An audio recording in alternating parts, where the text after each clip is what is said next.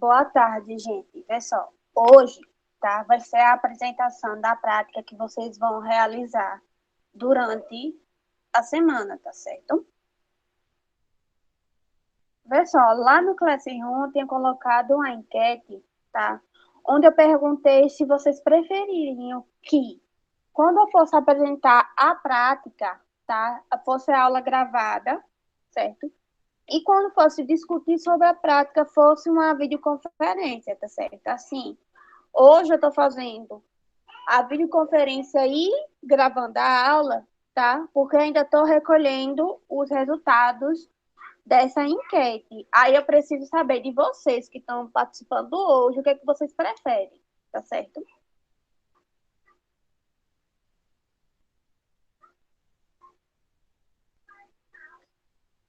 E aí, gente, vocês preferem o quê? Que eu grave a aula realmente só quando for apresentar a prática, tá certo? E quando a gente for discutir sobre os resultados dela, do que ela trabalha, a gente faça uma videoconferência. Ou continuo com as videoconferências, mas porém gravando todas elas.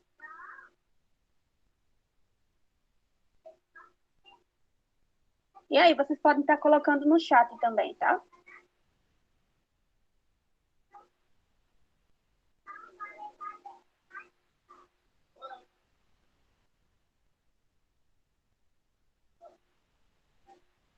Então, vê só. Eu, eu vou apresentar, tá?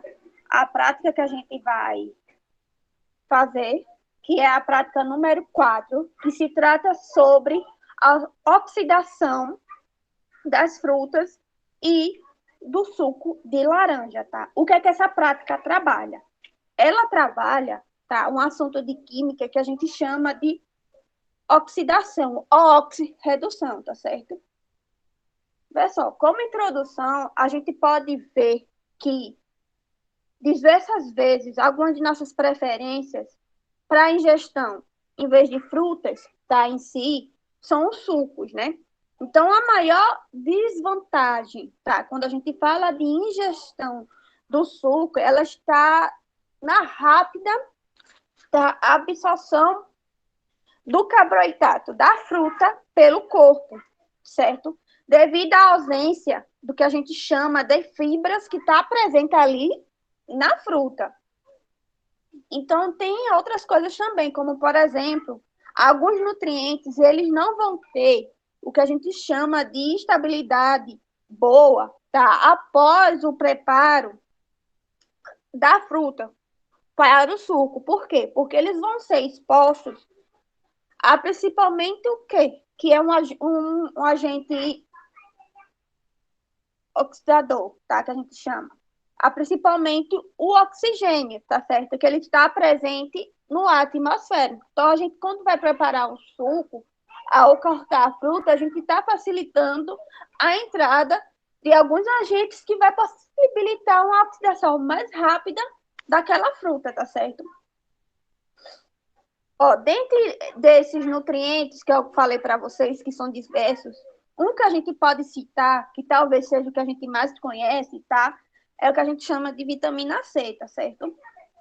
Que é também conhecida como ácido ascórbico, que em alguns sucos ela tem uma estabilidade baixa, tá certo? Por quê? Porque a vitamina C, ela vai atuar no organismo como antioxidante. Então, sendo o ácido ascórbico, tá?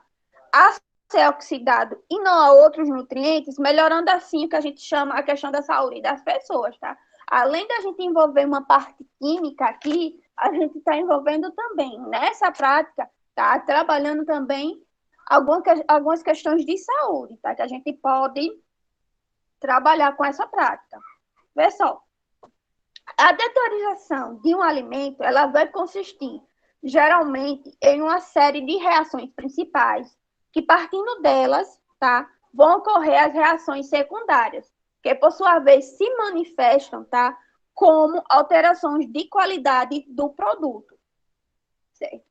Então, além dessa degradação que pode ocorrer durante o processamento e armazenamento desses alimentos, a gente pode ver que alguns teores de algumas vitaminas, eles podem baixar, tá? Então, o que é que eu quero que vocês vejam nessa prática, tá certo?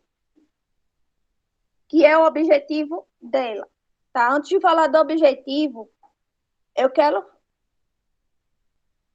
Oi?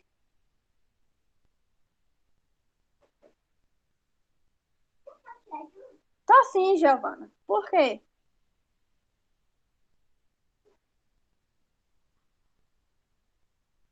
Não, mulher, é porque é cansada mesmo, é saindo de uma aula para outra, e essa reunião que eu tive sobre o resultado de vocês, tá certo? Sobre os projetos que a gente tem que ir fazer junto com as turmas. Foi assim, foi um dia muito de reunião. Mas, enfim, tá? Estou apresentando aqui para vocês a questão da introdução da prática. Por quê? Porque todo roteiro de laboratório sempre tem que ter uma introdução onde a gente fala um pouquinho do que se trata, tá? A prática que vai ser realizada ou que foi realizada, tá certo? Então, assim, para evitar a oxidação das frutas, dos alimentos no geral, existem alguns métodos, tá? E os métodos modernos de conservação de alimento, ele nos vai permitir que? Eles vai nos permitir guardá-los por longos períodos, tá certo? Mantendo a integridade física e, claro, química desses alimentos, certo? Então, vê só, antigamente, quais eram os métodos de conservação dos alimentos? Originalmente, os nossos ancestrais, eles utilizavam, tá, o sal para preservar carne, peixes e também, de certa forma, eles adicionavam ervas e temperos que ajudavam a melhorar, tá, o sabor desses alimentos. Então, por que eles faziam isso, tá? Eles tentavam evitar o quê? O que que eles queriam tentar, tá, conservar esses alimentos? Eles queriam, certo? Evitar o processo de oxidação, tá certo? Que o alimento, tá? Que as frutas durassem mais tempo. Ou que a gente, ao preparar, por exemplo, o suco, não afetasse tanto, tá? Ao gosto daquele suco. Certo? Então, por que que a gente vai utilizar as frutas, tá? As frutas, no geral, elas sofrem reações de escurecimento, que é a reação de oxidação, tá? Durante o processo de armazenagem, certo? Estando alguns casos associadas a reações enzimáticas, certo? Ou simplesmente pela ação oxidante do oxigênio. Que nesse caso aí a gente consegue observar isso quando a gente corta uma maçã, tá? Quando a maçã ela tá inteira, a gente consegue ver qual é o tempo que ela vai escurecer, tá certo? Ela demora um pouco. Mas quando a gente corta aquela maçã ao meio, que aumenta a superfície de contato dela com o ar, o que, que vai acontecendo com aquele meio da maçã que está todo amarelinho com o passar do tempo? Ela vai começar a escurecer de forma mais rápida, tá certo? Quando a gente aumenta a superfície de contato das frutas com o principal agente oxidante, que nesse caso tá presente no nosso ar atmosférico, que é oxigênio, tá certo?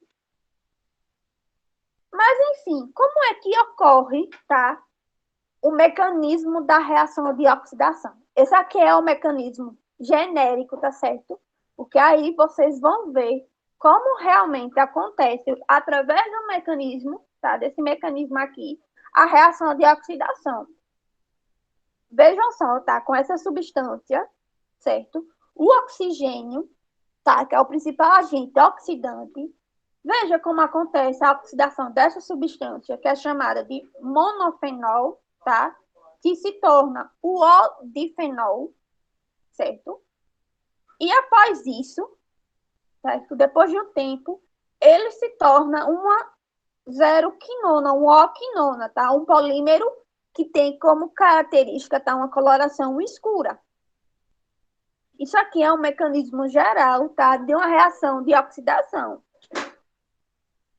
E também com os agentes presentes que vão facilitar a oxidação dessa substância aqui, tá certo? Que tem como característica, tá?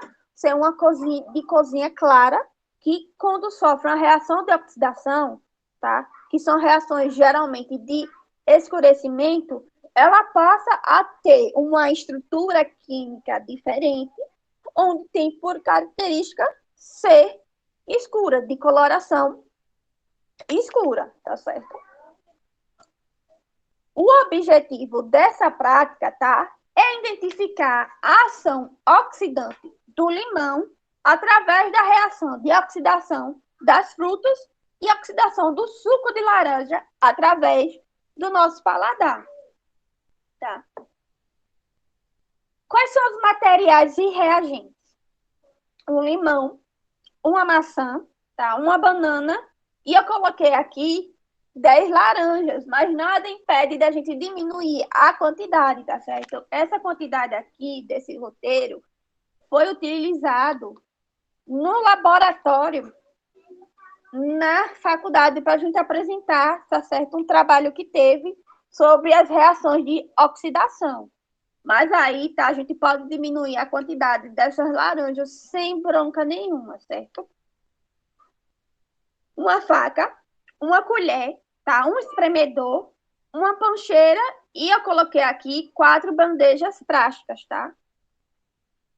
Então, mas aí, professora, como é que a gente vai utilizar esses materiais e reagentes?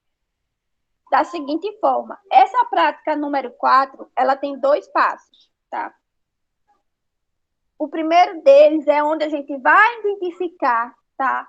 A ação antioxidante do limão, certo? Com o auxílio de uma faca, a gente vai cortar o limão, certo? E a maçã ao meio. E a banana em rodelas, tá? Em seguida, a gente vai dividir a banana em 2 porções iguais e colocar, tá certo? Em bandejas separadas. Ou seja, vai pegar 2 bandejas, onde a gente vai dividir a banana que a gente cortou em rodelas, em porções iguais, tá? E vai fazer o mesmo procedimento que a gente fez com a banana, para a maçã, tá? E a gente vai enumerar essas bandejas. Bandeja 1 e bandeja 2, tá certo? Das 4 bandejas, a gente vai selecionar as outras 2, uma que vai conter a maçã e a outra que contém a banana, tá? Então, espremam a parte do limão nas 2 bandejas selecionadas. Vocês podem escolher, tá? As bandejas que vão ser selecionadas e vai espremer uma parte do limão nessas 2 bandejas, tá? E em seguida vai colocar próximo essas 2 bandejas umas das outras, certo? Vai estar próximo das outras 2, tá? Porque vejam só, vocês entenderam como é que vai fazer? A gente vai pegar as 4 bandejas, vai enumerá-las, tá? E vai cortar a banana em rodelas, certo? E colocar em uma das bandejas separadas. E vai repetir esse mesmo procedimento para a maçã, certo? A gente vai igualar nessas 4 bandejas, tá? Essas porções de maçã e de banana, tá? Fazendo o mesmo procedimento que a gente fez com a banana, com a maçã. Então, dessas 4 bandejas, a gente vai selecionar apenas 2, onde a gente vai espremer o limão, tanto na maçã como na banana, tá certo? E vai colocar essas 4 bandejas, uma próxima das outras, e esperar descansar em torno de 10 a 15 minutos. E durante esse tempo, a gente vai verificar o que é que está acontecendo com as frutas que tem o limão, o suco do limão, e com as frutas que não tem o suco do limão, tá certo? E observando o que é que está acontecendo durante esses 10 minutos, certo? De descanso. E, claro, anotando essas observações, ok? Na prática, na parte número 2, tá? Que a gente vai observar aí, no caso, a oxidação do suco de laranja, do ácido ascórbico, a vitamina C, certo?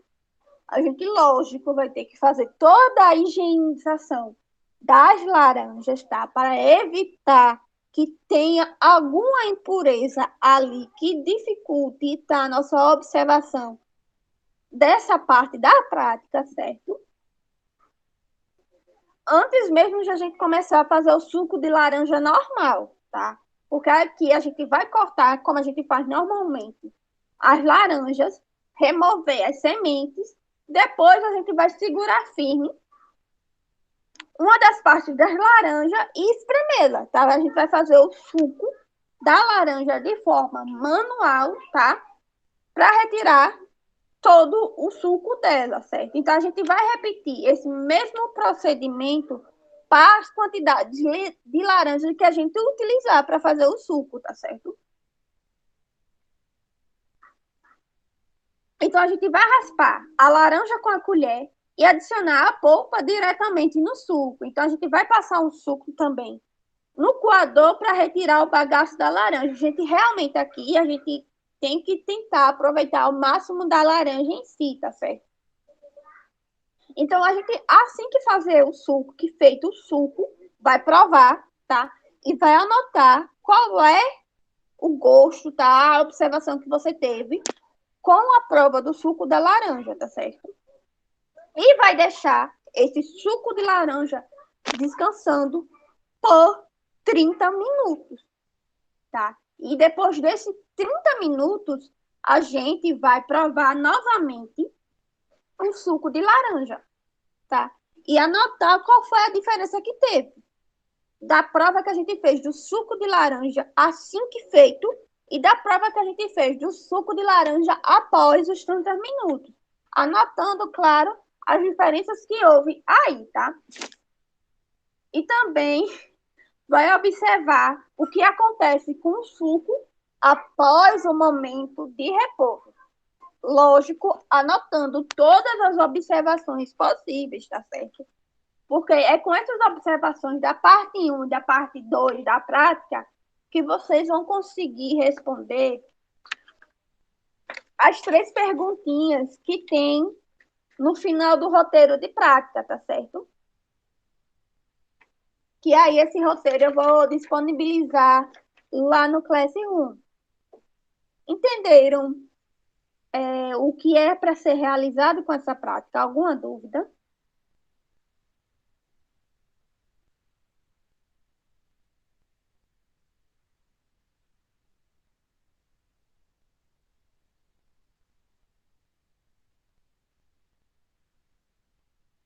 Não, professora, nenhuma pergunta da minha parte, eu entendi tudo. Pronto.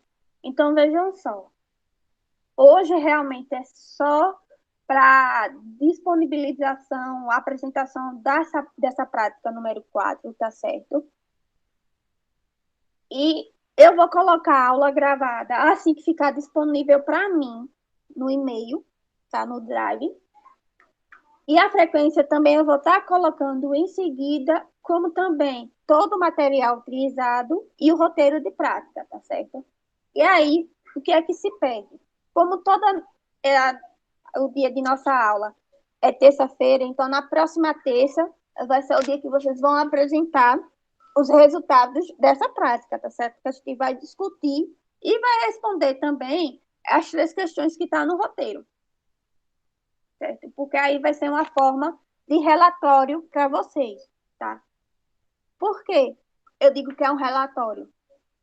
Porque toda prática de laboratório que a gente faz, tá? A gente tem o roteiro de prática, mas após feita a prática, Não, a eletiva não vai ter prova. A prova que a gente vai ser, as notas que vai ser toda a discussão que a gente faz, tá? Que eu anoto, e toda a atividade entregue lá no Classroom. As obrigatórias, Eronildo, provavelmente sim, tá? Porque as obrigatórias têm a questão de ter planejamento no CIEP.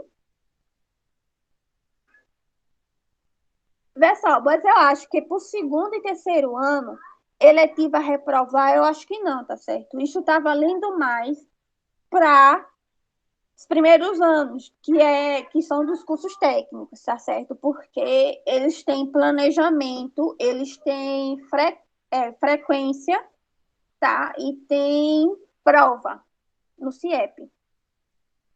É muita atividade, meu filho, é verdade. Mas é só, na eletiva eu tento diminuir. Por quê? Quando eu coloco o roteiro, eu penso em colocar só apenas 3 perguntas. Porque se eu fosse praticar realmente como se é em um laboratório, para vocês ia ficar muito cansativo. Porque além do roteiro, a gente teria que elaborar um relatório a toda a prática que fizesse. E elaborar um relatório é muito. Ainda não, Giovana. Eu estou avaliando para ver se a gente termina uma parte desse conteúdo que eu iniciei, tá certo? Que se chegar na metade desse conteúdo, eu marco a prova, porque eu pensava que essa semana a gente teria aula na quinta. A eletiva puxa mais para o lado de aprender. Para vocês, no segundo e terceiro ano, tem escolha de eletiva, que são as obrigatórias e as optativas. Mas para os meninos do primeiro ano já é diferente. Cada primeiro tem sua eletiva obrigatória, então eles têm que estar automaticamente naquela eletiva.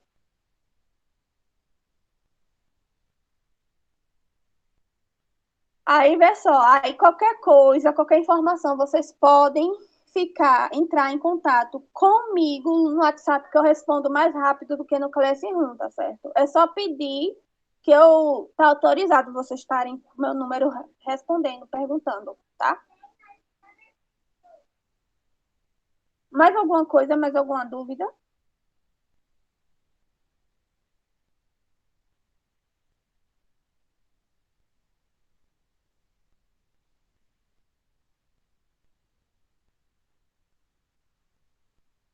Pronto, então eu vou estar encerrando, tá, a aula. Só aguarde a disponibilização da frequência lá no Classroom que vocês podem estar assinando, tá certo? E também do roteiro.